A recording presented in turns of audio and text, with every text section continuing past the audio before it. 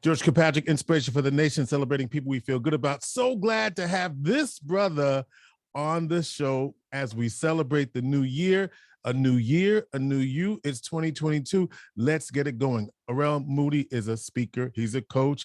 He's an author, and he's resident in the Syracuse, New York area, but he's a worldwide speaker. And we're here today to continue our conversation about being your best self in 2022. Arel's got a lot of stuff going on, got his hands in a lot of pots, just launched a really powerful tool to allow individuals like yourselves to be your best. What was it? To 10 times your life? How about that?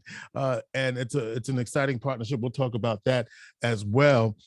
But you know, Arel, I'm always glad to see you and always glad to hear from you and follow the work that you've been doing over the years.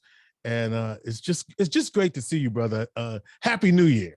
Happy New Year to you, George. You know, you're one of the guys that has been riding with me before really anyone should really have had a reason to ride with me. So to go through all these years, see you continue to do what you do so well and be a part of it is exciting. And I think 2022 for many people is different emotionally than years in the past. And I think intellectually people have been like, this is going to be my year. But I think emotionally people go, this needs to be my year. I need to make this. So, I want to give some information that people probably haven't heard before and some insights to help them get there. You said to me that you have been speaking on a very different topic, or that your speaking has evolved. Tell me how your speaking has evolved, and how do we use the tools that you have been learning to help us be our very best? So I've been speaking professionally for 15 years, and I've loved all the different topics I've talked about. I recently came across something that it was so powerful. It caused me to literally stop everything that I've been doing and focus all my attention on this, because I'm like, this is one of the most profound things I've ever heard.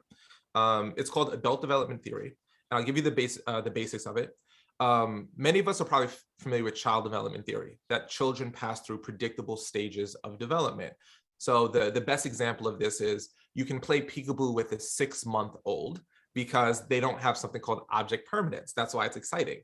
But if I try to play peekaboo with a 16-year-old, that teenager would look at me like I'm wild because they've passed through that stage of development. What many people don't know is that adults actually pass through predictable stages of development. And those stages affect the way you see the world, what motivates you, what causes you to become upset, why you could have two people in the same room and they see it completely differently. This concept, this research that's based on 60 years of research explains it all. And my goal is to take it that once was housed in more of the highest levels of academia and not accessible to the everyday person, and make it simple to understand so everyone can benefit from it. All right, so we're in a point now where we've had a resurgence in COVID. We're all the lockdown sometimes, and masks and all of that. Emotionally, it's been draining for us. A lot of people have made transitions in their life. They've given up on things, they've let things go, but then they're also carrying baggage of the emotional weight of this time period. So given this idea of adult development theory and the stages that we've been going through, even in these last 2 years, let's talk about how to move through that and really set a path that's going to get us where we want to go. Yeah. So one of the things that I say is there's two types of growing, and most people don't understand this. There's something called horizontal growth and something called the vertical growth. And let me explain the distinction because they're very powerful. Horizontal growth is getting better at what we do, get better at skill sets, building new ways of doing something. Vertical growth is changing who we are, how we see the world, how we have perspectives. Now, the example I give is, George, think about your life right now at the season you're in. Sure. Would you agree that the way you see the world is different than when you were 25 years old? Absolutely.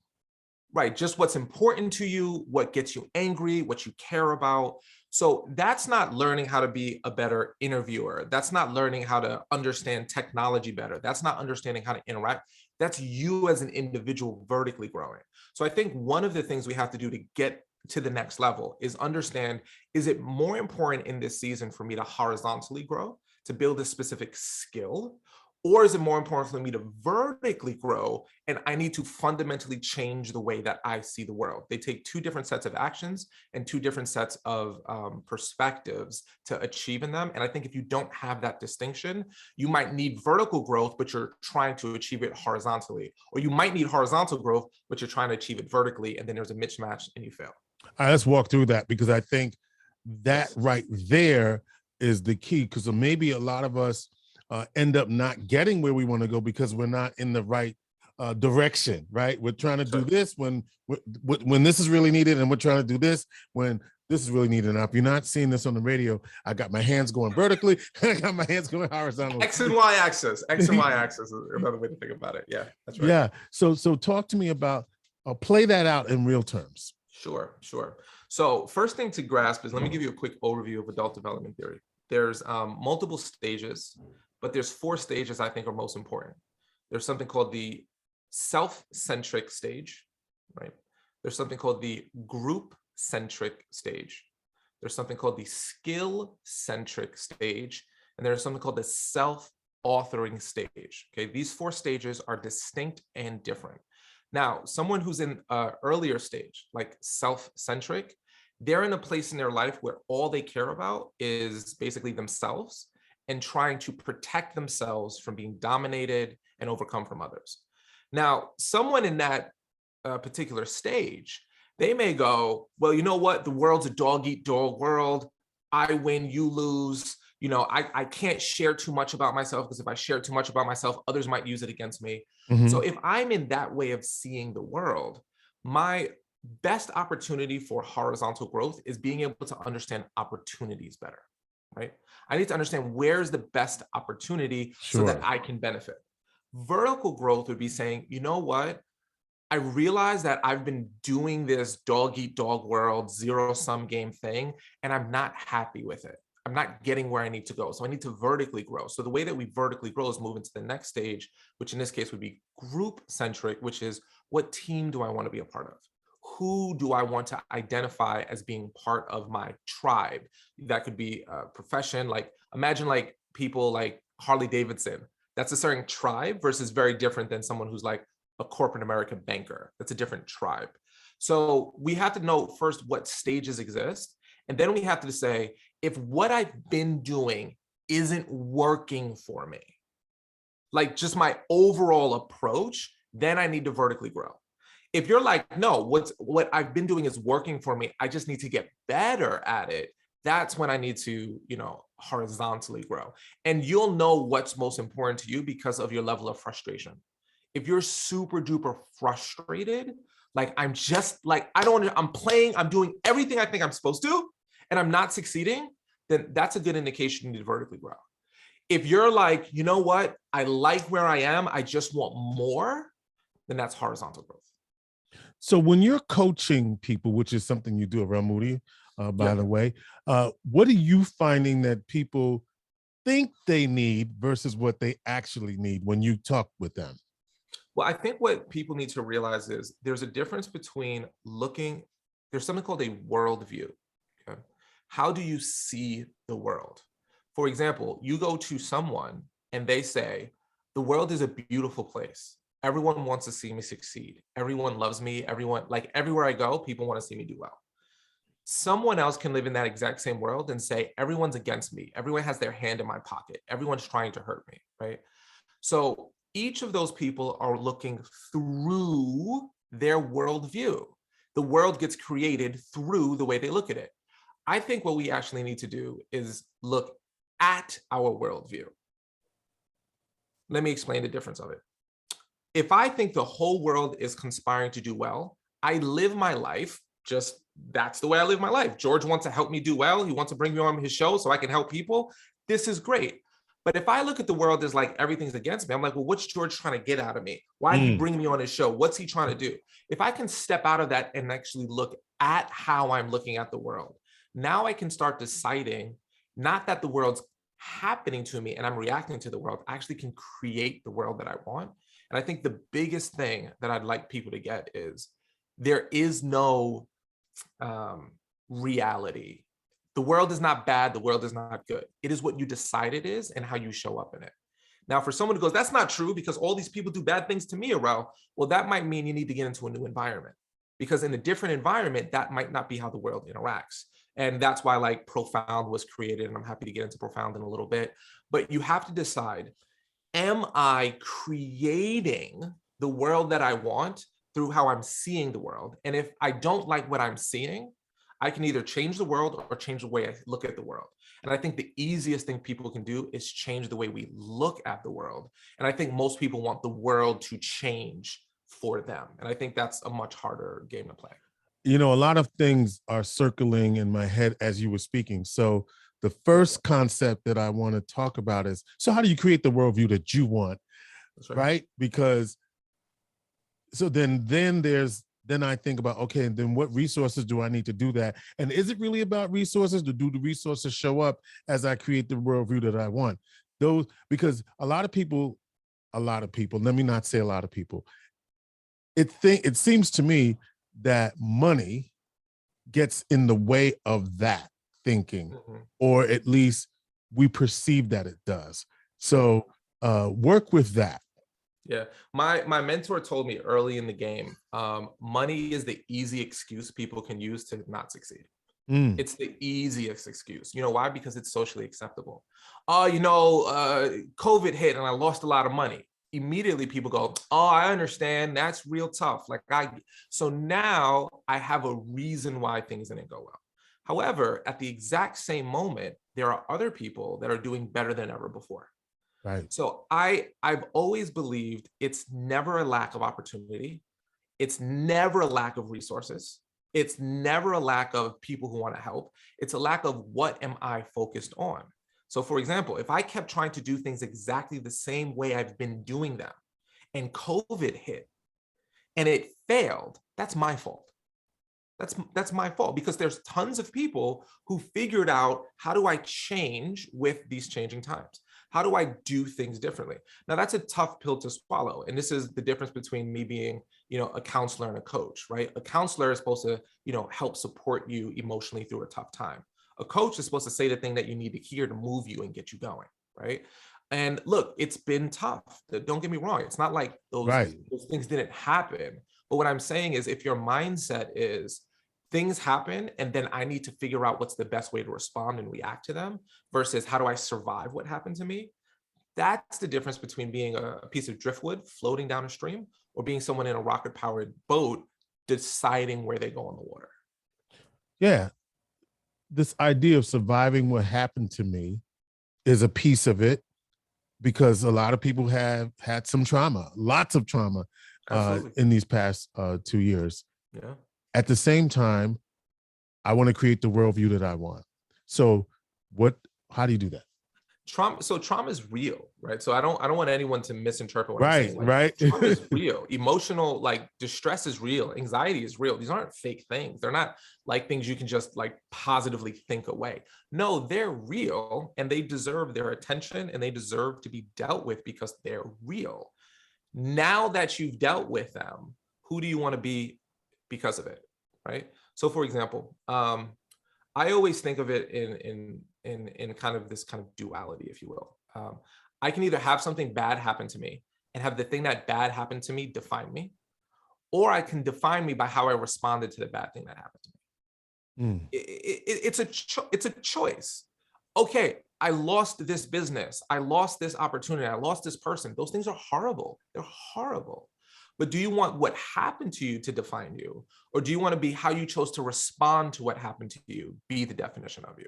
What did you do to change directions? What did you do to be a better person? What did you do to appreciate life more because these things happen, versus becoming dark and upset and angry? Right. Then the event defines you. Your response to the event is not what's defining you. The response is what we have control over, not the event.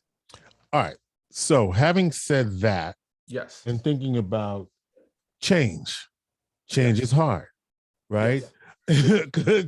Change is hard because, if you think about what happens at the beginning of the year, one of the top things that people want to do is they either want to quit smoking, they want to lose weight, they want to make more money, right?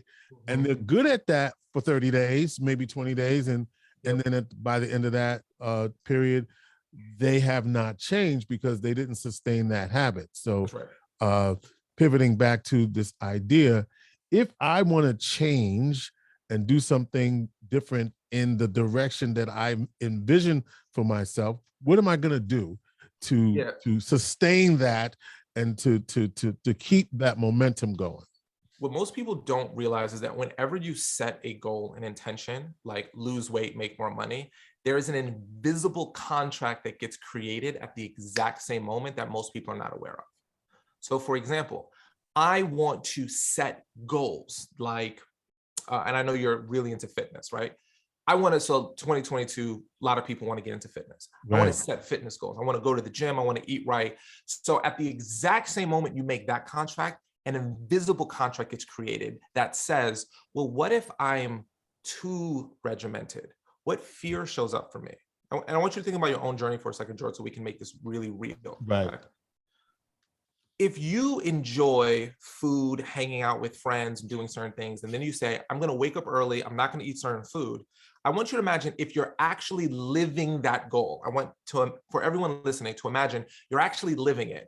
Right. Notice what fear shows up. Well, if I'm eating strict, then I'm not enjoying life.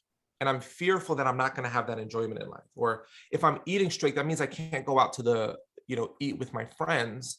And then I'm going to lose out on that connection with my friends. And I'm fearful I'll lose them. Or I'll feel like, oh, I'm so stressed out because of work and life.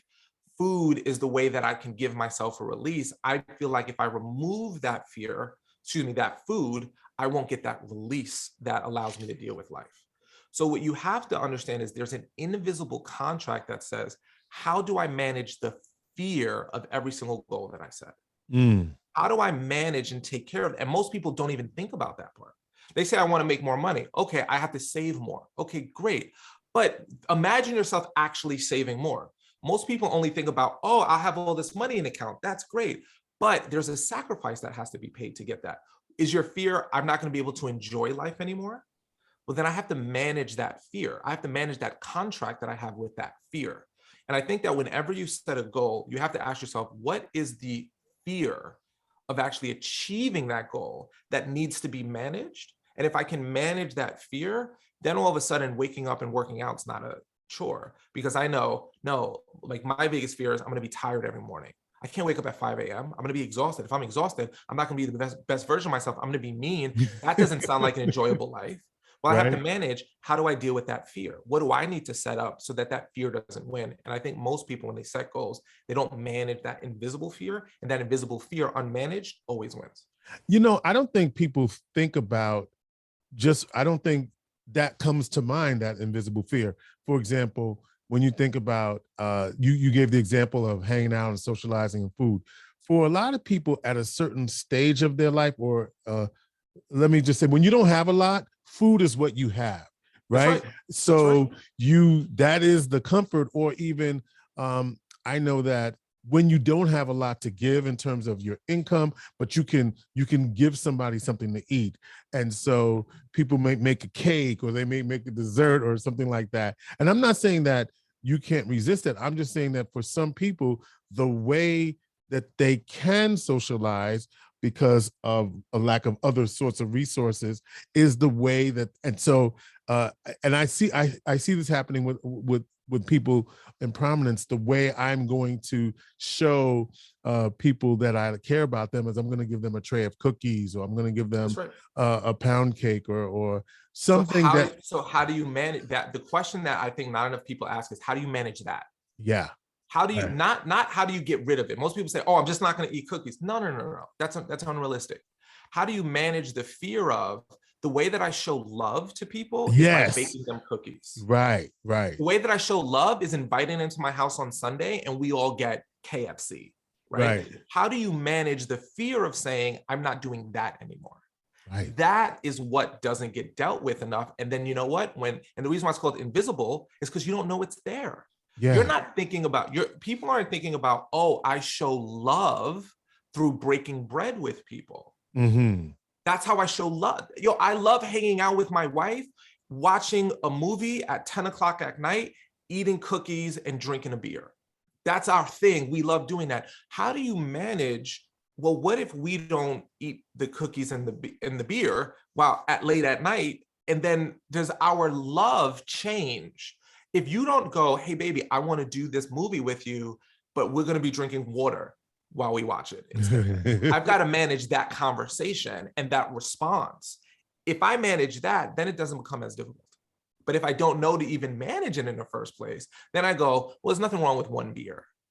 Right. Nothing wrong with one cookie, because my connection to my person is more important to me. So we have to become aware of that connection and that love, and managing that invisible contract that says, if I want to make more money, so you know what that means? I have to manage the conversation with my spouse saying, you can't buy that. Right. I have to manage the conversation with my kids that says, we're not going to go out to eat, and we're not going to do that because we have this bigger goal. That's what needs to get managed, that I think gets forgotten, and why most goals after 30 days fail, because that invisible contract shows up and you go, and you don't even consciously know, but you go, I've got to fulfill my requirements over here. So I will, and then I fail. Couple things that came to mind when you spoke about this. It's the avoidance of conflict, because that is also what's showing up, right? That difficult conversation with the members of the family, that difficult conversation with yourself, showing up as fear, but it's also conflict. And for many of us, it's a conflict avoidance, or when the conflict shows up, then we're not managing that conversation, and then it escalates to hurt feelings and further conflict, right? Well, that's right. But let's double click on the word conflict. What really is conflict? What conflict really is a loss of someone. That's what it is. If I have conflict with you, I have a fear that you won't love me the way you once did. That's all it is. Think about this for a second, George. The people you love the most, right? Conflict's a non-issue. You could be direct with like your best friend in the whole world. You can be like, that was stupid, don't do that. But you know you won't lose love from that person because they love you. They're your best friend. Right. So we actually have to manage the fear of losing others through conflict, and the manage of losing maybe our relationship with ourselves, like that internal dialogue that's conflict. But if we can actually double click on it, it doesn't become as scary, because then we go, well, if I don't have a beer and cookie with my wife at 10 o'clock, is she really going to stop loving me? Probably not. But you have to have that conversation, but realize that conflict is not a loss of love. And I think if people can like go into these deeper levels of life, they can actually realize that things that have held them back are not as strenuous or nearly as like difficult as once thought to be. We're talking to Arel Moodie, author, coach, speaker. New thing happening. There's a couple of things I want to get to, but let me get to this before I run out of time, and I don't want to shortchange it. You have just started a new venture along with two other incredible people. And when I saw this in the paper, I said, man, look at Arel leveling up, man. So tell me about your partners. Tell me about this new venture and the excitement around it and what it means for people. And then how can we replicate that in a different way? Because you can't get into what you just created right now. So talk to me. So one of the aspects of vertical growth that I talked about earlier in our conversation is sometimes you have to change your environment to grow, to see the world differently. And one of the best ways to change your environment is to change the people that you surround yourself with, right? So again, there's like an old saying that says the people you talk to and the books you read influence you more than anything else in the world, right?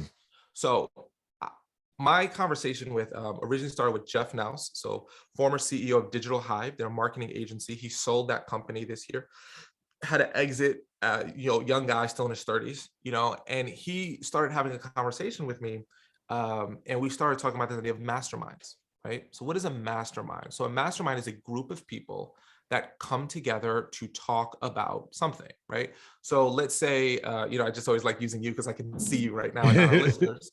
Right. But like you're an incredible, broadcaster, incredible, a reporter, incredible media personality.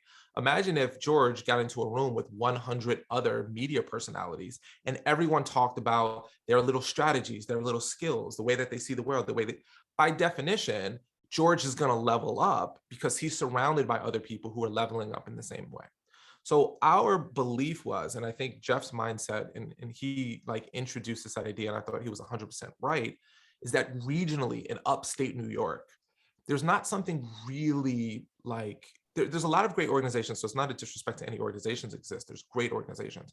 But how do we take these incredible upstate New Yorkers that are currently siloed from each other? They don't even know they exist, right? We have incredible people doing tech businesses, but then we also have incredible doctors, and we've got incredible surgeons, and we've got incredible nonprofit runners, right? But they don't know each other. They're not connected to each other. What if we can take the greatest doers, the highest level of doers, and put them all into the same room, and then create experiences that they look forward to doing, so they want to come together, and then have conversations and talk about things and bring in experts that will allow everyone to level up. So that's where the idea of Profound came about.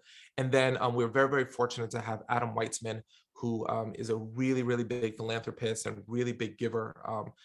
I don't know if this is true, but I'd probably argue he probably gives more to the upstate New York area financially than almost anyone else that I've ever seen.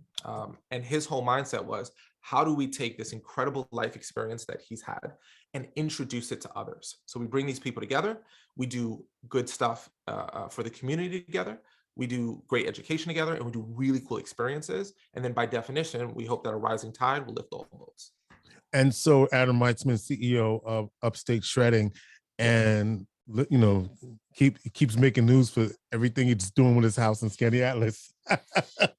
But more than that, as you said, giving a very philanthropic in his work. And how did y'all all come together? Yeah, so Adam met Jeff. Jeff met Adam years back, right? So when Jeff was doing his digital marketing agency, he met Adam, and he was friends with Adam. I met Jeff's partner, Jake, a former Digital Hive partner, Jake, at a business conference held by Biz Events, which is a local upstate. So I spoke at that event. Jake was at it. I met Jake, and we just became fast friends. Jake introduced me to Jeff, and then I know Jeff. So Jeff's kind of like the center point that connected Adam to the project and me to the project. And then by definition, all three of us got connected. All right. So it was launched and it was immediately sold out right away. And so people pay it was a yearly or annual fee, and then what happens? How does this work for folk? Yeah, so we opened it up with the idea of having 100 spots, and based on a lot of studies we've looked at about group dynamics, 100 is the sweet spot, where you've got enough people that you're always meeting someone new, but not enough people that you feel like you're lost and insignificant. So that number was really important to us. 100 is a really good number. So we said, we're gonna open up 100 spots. We had 225 applications for 100 spots. So, then we have to, trim it down to the top 100, which is tough to do. But then people come in, there's an annual membership that people pay. And then what they get access to is 4 major events. So we're going to do 4 like just incredible events throughout the year. We're going to have intermediary events in between those 4 events for people to connect and network and learn and grow from each other. And then we're going to have, fun things that we do, like golf tournaments throughout the year as well. So just creating that sense of community. And that's going to be an experience. My mindset is this is something to create experiences that money can't buy with the people who can up-level your life. And so access. The goal of it. And Absolutely access. Oh, 100%. And access. So has it launched yet? Yeah, so we launched in January. So it's officially on. And then the way that it works is we will have our cool members and our great members. And like, if people want to leave, like obviously they can leave, but we want to create an experience that makes them want to stay. And then after the year, they can decide to renew their membership or not. If they decide not to renew their membership, then that opens up a spot that someone else can come in and fill in. And if everyone renews, then the spots don't stay open. So the spots are highly coveted. They're very, we're hoping that people will see the value of it. And again, that's our job to show and create that value. But the thing is, and I want to touch upon this as well, we've created Profound Mastermind regionally in upstate New York to bring the top levels of doers together, create these levels of experience. But anyone can do this. Anyone can say, like, I need to start finding a certain group of people, invite them together. You just got to create it and make it attractive enough that people want to give you their most precious thing, time, and then make it, you've got to be that linchpin. And I think that's the thing that Jeff Nouse, my partner, does, which is his incredible skill set. He's incredible at being a linchpin of bringing people together. And now we're just kind of expanding that much more deeply through Profound. What do you hope happens? So with that for your own personal growth and development, right? Because Yeah. you're not only in the center of it, but you also need something for yourself. Mhm. Yeah, what I hope happens is one, the majority of my work has taken me everywhere except upstate New York. 99% of all of my clients are not in upstate New York. I would love, on a very personal level, to meet more people locally, to connect with more people that are moving and shaking. So I think it'll be great on a very personal level to have people locally that are a phone call away that I love and that I may not have known existed before. And then what I hope for the community is that through the foundation side of it, so we're going to be doing a lot of financial give backs, a lot of nonprofits. Like we just gave away $5,000. We had a contest where if people followed us on social media, they won $5,000. So we had one winner, and then that person got to decide whatever charity they wanted gets $5,000 as well. So we're going to be doing a lot of cool things like that for the community, for nonprofits, and we hope that by getting a group of collective of great people like this together, by definition, cool things that have never happened in upstate happen. And then by proxy, like my big goal is that it raises the caliber of upstate New York. I've actually had people email me and say, I am willing to move to upstate New York so I can qualify, so I can be a part of it. And I think that kind of stuff for upstate is a beautiful thing. Talking to Arel Moodie. Arel Moodie, of course, is an author, speaker, coach, one of the co-founders of Profound. It's a new mastermind group here in upstate New York. And this leads me to this next set of questions around getting into the room. Because you can't have that conversation with Jeff unless you are in a space where you and Jeff connect. So how do we level our conversations up to create new spaces for us to grow and to get into new opportunities? Because we know that you can't stay the same and you can't stay in the same space to grow. Yet, and it was funny because last night my daughter and my son we were all home for the holidays.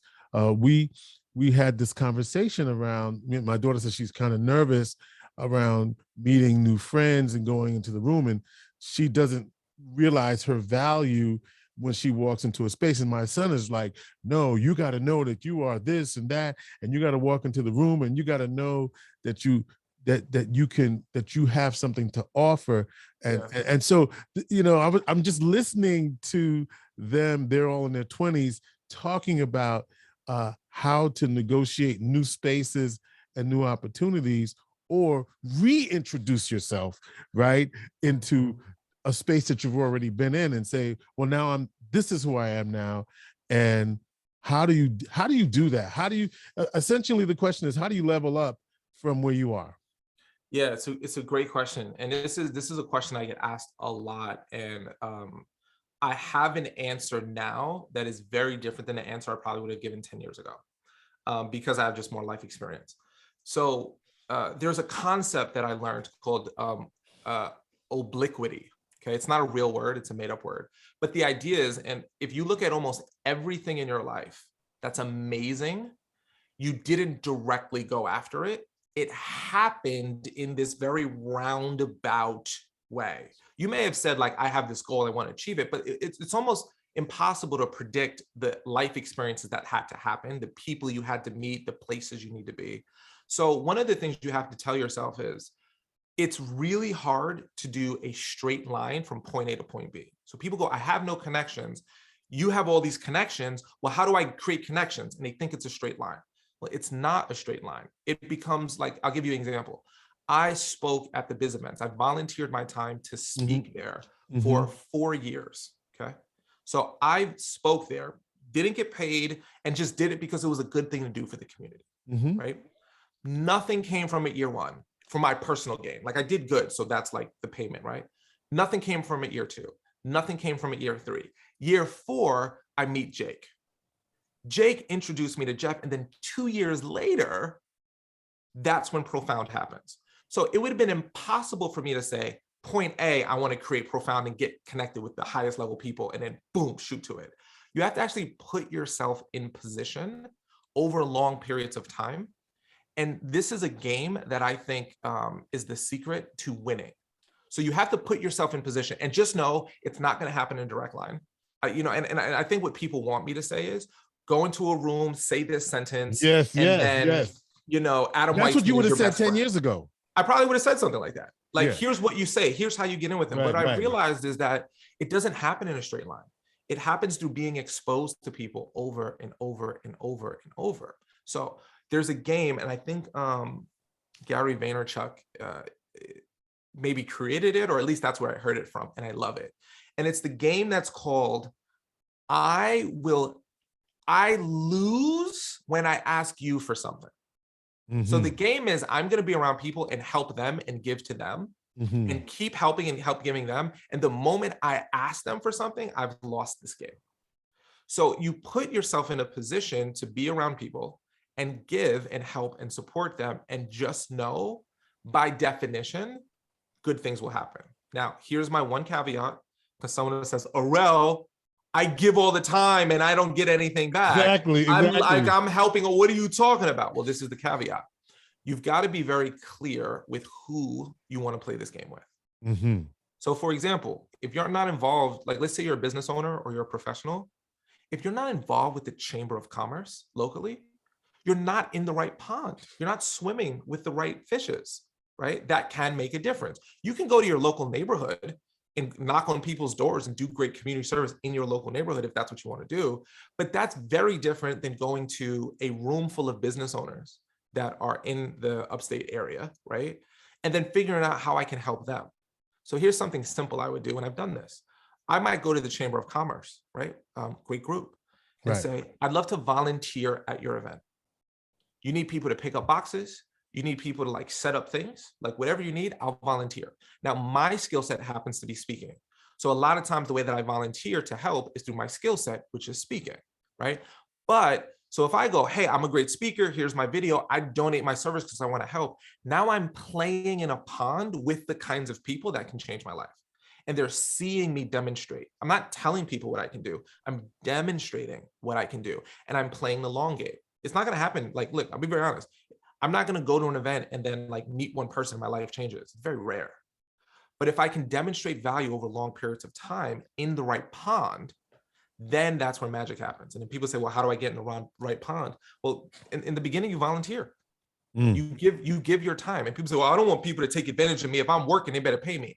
You have the wrong mindset. You have the wrong mindset. You got to be with the right people. I want to talk to Black folk for a minute, which is who I talk to a lot of anyway. And I want to talk about how we view our opportunities. And I want to kind of bring in this notion of how you see yourself, right? And put those two things together. They may not go together, but that's the way I'm seeing it. So you had an experience, you went to Israel, and it changed your perception of how you think about yourself and your identity. Growing up biracial, a Jewish mom, Black father, you identified as Black and Jewish, right? And even that, what does that mean, right? So two things I want to extract from this. One, your identity and how now you see what you do, and how do then, because however you identify, how you show up when I see you says something already, right? Because you can't hide from how you look, right? When you show up in the room, right? We already see you a certain kind of way. So how do we deal with those perceptions, number one, about our own identity, and how we win and celebrate the best of who we are in the midst of perceptions otherwise? So I know that's like a whole lot of stuff in one. No, I got you. I know you can handle it. No, I got you. So one of the stages that are in adult development theory, in the self-centric stage, kind of that early stage, is called self-protection opportunity, right? So what happens a lot in this stage, and that's where many of us are, especially if we're, like I grew up in the projects in Brooklyn, right? So Maslow's hierarchy of needs, you're kind of on the lower steps just because of environmental factors, right? So because of that, we go through this mentality of, the biggest fear in this stage is, I don't want people to dominate me. I don't want people to get over on me. I don't want people to use me. It's the biggest fear in this stage. So what happens for a lot of people when they show up, their biggest thing is, I don't want you to take advantage of me. So we have this big thing in our culture that's like, F you, pay me, right? It's like, you're going to pay me. Like, if I'm going to give you my time, you better pay me for my services. And that comes from self-protection. I don't want to be dominated. I don't want someone to take it. I don't want someone to like enslave me because of like the history of our people. So we're afraid of anyone doing it to us. So one of the things that has to show up is realizing that the most successful people, they're not lying to you when you say they're service-oriented. They're not. It's really the truth. So I have to show up saying, when I show up, how do I help people? Now, as you mentioned, if I show up into a room, I look a certain way. I'm brown. I think if you look at me, most people probably wouldn't, some people probably would, but many people wouldn't realize that, like, my mom's white, I'm Jewish, I celebrate my faith, this is important to me. So if I show up into a certain room that's all white, I'm aware that they see me a certain way. I'm not blind to it. When I went to Israel, I was always qualifying myself as a brown Jew. I never said I was Jewish. I said I was brown Jew or Jew of color, right? That was the qualifier that I had. When I went to Israel many, many moons ago, I saw someone who I believe was an Ethiopian Jew. I never confirmed, but I'm pretty sure it was. Yarmulke was in the military. And I ran up to him and I was so excited to meet him because I never really had met another Jew of color before. And I was like, yo, I'm so excited to meet you. And he was like, why? Like, I don't know you. And I was like, what are you talking about? Like, I'm brown, I'm Jewish, you're brown, you're Jewish. This is amazing. And he said, no. In Israel, there's no Jew or brown Jew. You're just Jewish.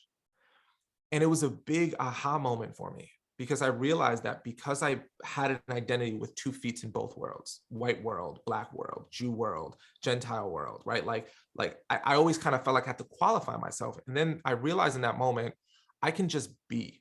I can be Jewish. I can be brown. I don't have to be brown and Jewish. I don't have to be Jewish and brown. I don't have to be white and black. I can just be a mixed person. I can be a brown person in certain environments, letting myself be me.